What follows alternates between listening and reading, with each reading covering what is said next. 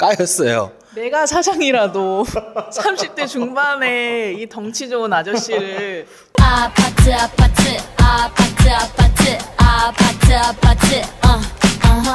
반갑습니다. 소개를 해야죠. 저는 오랜만에 위드처치를 섬기고 있는 장사라 목사입니다. 네, 위드처치를 섬기고 있는 이은미 사무입니다. 네, 제가 나왔죠. 제가 이번에 책이 나와서 30대 개척했습니다. 책이 나와서 영상을 찍게 됐습니다.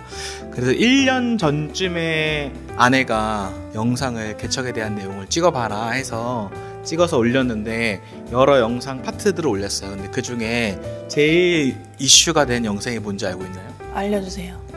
네. 돈에 대한 게 가장 뷰가 많더라고요. 그래서 개척하시는 목사님들, 개척을 준비하시는 분들이 돈에 대해서 굉장히 질문이 많으시구나 라는 생각이 들었습니다. 그래서 저희가 3년 동안 개척을 하고 나서 또 개척 전에 준비하면서 어떻게 돈을 준비했는지 쭉 한번 얘기해보면 좋은 것 같아요. 저희가 개척을 하기 전에 30명의 왼땅의 개척 목사님들을 만났죠. 빠지지 않고 했던 질문이 있었는데 기억나나요? 네. 뭔가요? 재정은 도대체 어떻게 하고 살고 계시나요? 교회 재정, 가정의 재정, 어떻게 방법이 뭐가 있나요? 이런 질문을 가장 많이 꼭 빠뜨리지 않고 했던 것 같아요.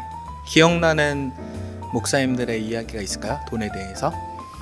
워낙 개척 교회 형태가 다양해서 사업을 하시는 분들도 굉장히 많았고, 근데 자영업이 쉽지 않잖아요. 근데 그거 외에도 유튜브에 대한 얘기도 했고 책에 대한 얘기도 했고 여러 얘기를 들으면서 우리한테 맞는 건 뭔가 좀 고민했던, 때마다 그 얘기를 듣는 순간마다 고민했던 것 같아요. 저희도 30명 정도를 만나면서 다 다르구나. 누군가는 책을 써서 재정을 하시는 분도 있고, 카페를 운영하시는 분도 있고, 회사에 들어가시는 분도 있고, 심지어 미술학원 하시는 분도 있고, 그래서 다 다르구나 하면서 저도 만나면서, 그래서 결국 우리가 뭘 잘할 수 있을까, 우리가 어떻게 해야 돈을 규모 있게 할 수 있을까라고 고민을 많이 했던 것 같아요. 처음에 이제 저도 일을 하려고 바리스타 자격증을 땄죠. 저 바리스타 자격증이 있는 사람입니다. 그리고 알바를 굉장히 많이 신청했는데 어떻게 다 까였어요. 내가 사장이라도 30대 중반에 이 덩치 좋은 아저씨를 저 주방 바에다 놓고 동선이 겹치는데 고요하지 않을 것 같습니다. 씁쓸하구나 하면서 그래도 아내가 감사하게, 땀 그만두고 됩니다. 아내가 감사하게 일을 하고, 저희의 방법은 아내가 제가 많이 했던 얘기가 사역에 올인했으면 좋겠다 라고 해서, 그러면 제가 마지막 사례 받았던 게 부교역자로 풀타임 사역자로 270만 원, 이렇게 저는 솔직하게 다 까네요. 해서 그 270만 원을 받을 수 있는 구조를 한번 해보자 라는 생각에 후원자들을 모으기 시작했죠. 근데 감사하게 후원자들이 많이 생겨서, 그러니까 저희가 교회 개척했을 때 성도도 하나도 없고 무일푼으로 개척해서 이게 될 수 있을까라고 했는데, 감사하게 헌금이 매달 270만 원 정도 들어왔고, 그걸로 제가 사례비를 받을 수 있는 구조로 했던 것 같아요. 그러면서도 위기가 왔죠. 위기에 어떻게 대처했나요? 본인의 위기였고 나는 계속 일을 하고 있었는데요. 저는 개척한다고 하기 6개월 전부터 돈을 벌어야겠다 생각하고 직장을 구하고 있었어요. 근데 어쨌든 이제 제가 아이들이 어리다 보니까 뭔가 막 뛰어들어서 많은 재정을 막 마음껏 벌 수 있는 상황은 아니니까 남편한테 그래도 일정 부분 의지를 해야 되는 부분이 있으니까 위기였죠. 가정의 위기. 네. 그래서 아내가 이제 화상 수업, 동화세상 에듀커에서 화상 수업을 하고, 저도 재정이 이거 한두 달 버티면 힘들겠다라는 생각이 들어서, 그때 그럼 일단 그때 똑같았던 것 같아요. 할 수 있는 걸 일단 하고 내가 다시 일을 하더라도 해보자 라고 해서, 그때 첫 번째 나왔던 책이 죄의 좌절한 20대 청년들에게 책을 내고, 그 다음에 일을 하든 뭐든 하든 해보자. 제가 어떻게까지 생각하면 생체 실험이었나요? 신약 네. 나오기 전에 임상실험 2박 3일? 네. 하려고 했더니 아내가 울먹이면서 맞고, 저도 안 하겠다 하고, 근데 감사하게 또 그 위기를 넘고 저희가 쭉 연달아서 했던 것 같아요. 그러면서 어쨌든 저희 고민이 일하시는 목사님들이 존경스럽고 대단하시다. 근데 내가 그걸 일을 하면서 온전히 사역에 집중할 수 있을까? 이 고민이 저에게는 있었던 것 같아요. 우리에게 사역에 집중을 올인해서 하고 싶다라는 생각이 있었던 것 같아요. 그러면서 조금 3년 동안 지나면서 성도들이 오기 시작하고 3년이 지나니까 후원금 조금씩 줄기도 하고 성도님들이 11조를 내기도 하고 하면서 어쨌든 유지하고 버텼던 것 같아요. 그리고 컸던 거는 저희가 2년 반 동안 임대하지 않고, 임대료가 너무 비싸기 때문에 장소를 대여해서 주일날만, 처음에는 카페에서 20만 원 한 달에, 그 다음에 두 번째, 세 번째 장소는 40만 원씩 해서 그게 좀 컸던 것 같아요. 재정을 줄일 수 있었던 게. 그래서 2년 반이 지나고 나서는 저희가 교회를 임대를 했죠. 네, 장소 위드처치에서 성도님들도 너무 좋아하고, 하지만 또 2차 위기. 재정의 2차 위기. 그래서 어저께도 얘기를 했죠. 재정이 이제 또 어떻게 해야 되는가라고 고민했을 때. 이제 제가 남편과 결혼을 생활을 하면서 옆에서 쭉 지켜본 결과 다른 거라면 사역을 못해요. 성향이. 일하시는 목사님들은 그 일을 하면서도 사역을 할 수 있는 능력 있으신 것 같은데, 그래서 좀 대단하다고 생각이 드는데, 제가 남편한테 계속 적극 추천하는 건 최대한 돈을 위한 일을 하지 말고 사역을 해서 주님이 주시는 걸로 우리가 어떻게 해보자.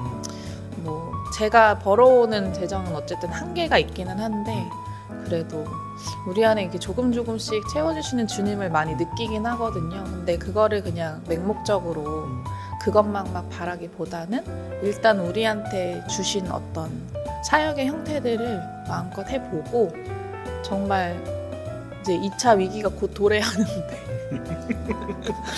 그거를 네, 이제 그 뒤에 또 생각을 해보고 기도해보고 준비하자, 이렇게 얘기하고. 뭐 어떤 한 성도가 그랬잖아요.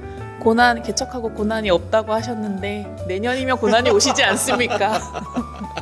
임대하고 있기 때문에 고난이 올 거다, 막 이런 말을 하셨는데, 또 이 위기를 어떻게 극복해 나가는지 그것도 네, 담아내면 되죠. 네. 정답이 없죠. 저희도 이제 위기지만 어떻게 재정을 할 수 있을까라고 준비하면서, 네. 초기에는 이제 후원이랑 헌금으로, 그 초기가 지금 2년 반 정도 하고 나서 이제 임대 이후의 재정을 우리가 어떻게, 교회 재정과 가정의 재정을 어떻게 해야 하는지, 이거에 대한 고민과 지혜가 필요한 것 같아요. 그래서 이 영상도 사실은 다 저희가 정답입니다가 아니라 저희의 씨름이죠. 처음에 개척했던 방식은 장소를 대여해서 임대료를 줄이자. 그리고 후원자를 일으켜서 50명 이렇게 후원자를 일으켜서 매달 10,000원 기도 편지를 썼어요. 저희가 2만원, 3만원, 5만원, 30만원 후원하시는 분도 있고 50만원 후원하시는 분도 있었죠. 그렇게 해서 제가 사역에 올인할 수 있도록 후원자들 일으켜서 사례를 받는 구조를 했죠. 그러면서 후원금은 줄었고 성도들이 헌금 내고 11조를 내면서 유지해 왔는데, 이 교회를 임대하고서는 또 임대료와 사역비가 있으니까 굉장히 많이 드는 건 사실인 것 같아요. 그래서 저희도 어떻게 해야 될까 어저께도 또 고민하면서, 이번에 11월 2일 날이 설립 예배, 이제 다음 주가 저희가 설립 예배인데, 설립 예배를 기점으로 우리가 하려는 사역들, 장소를 대여해주는 사역, 또 토요일날 어떤 영어 학원은 아니고 영어 아이들 교육하는 걸 해보면서 할 수 있는 것들을 다 한번 해보자. 위기가 와도. 그리고 성도들과 이 위기도 같이 고민하면서 돌파해보자 라는 씨름 중에 있습니다. 진짜 선교사인 것 같아요. 뭐 공간대여도 영리적인 목적은 단 한 푼도 없고, 영어도 뭐 그런 거 하나도 없고, 가정을 섬기고 지역을 섬기고자 하는 마음으로 오히려 이제 더 재정을 들여야 되는 부분인데, 이런 부분을 저희한테 마음을 주시고 하나님이 기뻐하시는 일이니까 우리가 정말 위기가 오기 직전까지 보자. 정말 아직 굶진 않으니까, 굶진 않으니 먹고 사니까 그 전까진 해보자, 이렇게 하고 있어요. 올해까지? 두 달? 왜 우리 웃고 있죠? 나몰라라 하면 안 될 텐데. 최선을 다하되 믿음의 기도를 네. 드리고. 전략적이고 인도하심을 받으면 근데 제 마음이 이상하게 불안하지 않고 평안한 것 같아요. 그 평안을 잘 분별해야 될 것 같아요. 진짜 누가 주신 평안인지 잘 분별해야 되겠어요. 불안하고 염려하면 또 좋진 않으니까 어떻게 행복하게 또 잘 준비할 수 있을까를 고민하면서 뭐 책의 내용대로 전략을 잘 짜는 사람이니까 또 그 전략에 늘 저랑 같이 고민을 나누고 어떻게 지혜를 구할 수 있을지 같이 기도하고 물어보는 사람이어서 네, 또 기대가 됩니다. 네. 위기가 곧 기회다. 그래서 이 책도 관심 있는 개척을 준비하시는 목사님들은 밑에 링크에 올려드리겠습니다. 그래서 도움이 되셨으면 좋겠어요. 저는 이 책을 쓴 이유도 막 10년을 했고 엄청난 열매를 맺고 대단한 게 아니지만 그냥 개척하는 목사님들 같이 걸어갈 수 있는 책이다라는 생각으로 쓴 것 같습니다. 이 책을 같이 쭉 봐오셨는데 어떤 책인지. 네. 뭐 누구를 보고 따라한 것도 아니고 누가 우리를 막 이끌어준 것도 아니고 정말 주님이 인도하시고 주님이 주신 지혜로 이 시대에 이제 기성교회와 새로운 교회 사이의 시대에 개척을 하는 시기라고 생각을 하는데 이 시기에 젊은 목사가 어떻게 고군분투하며 또 주님의 지혜를 어떻게 구하며 왜 이 길을 놓지 않고 견지하며 갈 수 있는지를 짧지만 요약적으로 핵심만 꼽아서 적어놓은 것 같아요. 방법론이 아니고 이 안에 주님이 주신 마음을 가득 담아서 쓴 책이라고 생각합니다. 그래서 제가 생각할 때는 너무 도움이 되고 좋은 책 같은데 네, 주변에 선물해 주셔도 좋을 것 같고요. 좀 선물하는 것도 좀 이상한가? 너 개척해. 약간 개척의 마음 있지 않아? 근데 뭐 이거를 가지고 이게 정답이다라고 하기보다는 이런 사람도 있구나. 이것도 한 개척의 형태구나. 나도 이 중에서 내가 할 수 있는 건 해볼 수 있겠다. 그냥 이 정도가 저희가 바라는 전부인 것 같아요. 네, 더 할 말이 있나요? 아니 뭐 할 말 쭉 하세요. 네, 끝났습니다. 다음에 또 찾아뵙도록 하겠습니다. 급 인사. 이게 끝이야? 네. 네. 아니 그 개척 3년 되고 나서 어떤가요? 이거 하려고 그런 거 아니었어? 그건 또 다음 컨텐츠 네. 그게 있겠죠. 안녕. 안녕.